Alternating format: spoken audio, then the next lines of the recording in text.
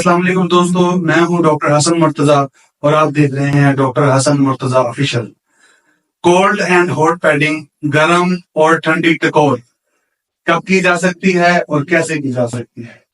کوئی بھی ایسی چوٹ جس کے نتیجے میں درد ہوتا ہے، سوجن ہو جاتی ہے، لیکن اس میں کوئی اوپن وونڈ نہیں ہے یا خون نہیں نکل رہا، ایسی چوٹ پر درد یا سوجن کم کرنے کے لیے ہم ٹکور کر سکتے ہیں۔ یہ ٹھنڈی بھی ہو سکتی ہے اور گرم ٹکور بھی ہو سکتی ہے۔ ایسی نوعیت کی کسی بھی چوٹ کے لیے آپ نے احتیاط یہ کرنی ہے کہ جیسے ہی چوٹ لگے آپ نے اس وقت سے لے کر اگلے 24 گھنٹے کے لیے اس چوٹ پر ٹھنڈی ٹکور کرنی ہے تاکہ سوجن نہ ہو، درد کم ہو۔ 24 گھنٹے کے بعد سے لے کر اس بات کا تعین کرنا ہے کہ ہم نے اس پر ٹھنڈی ٹکور کرنی ہے یا گرم ٹکور کرنی ہے۔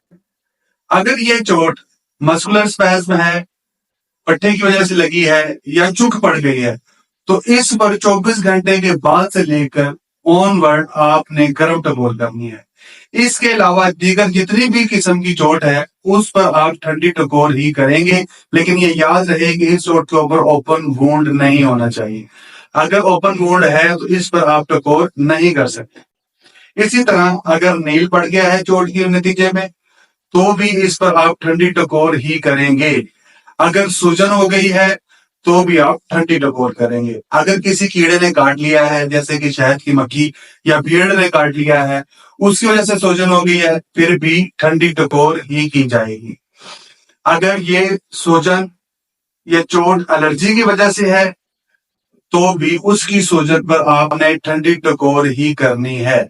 یہ ٹکور یا کولڈ اینڈ ہاٹ پیڈنگ آپ دن میں 4 سے 5 دفعہ بھی کر سکتے ہیں، اور ایک دفعہ کا دورانیہ کم از کم 10 سے 15 منٹ کا ہونا چاہیے۔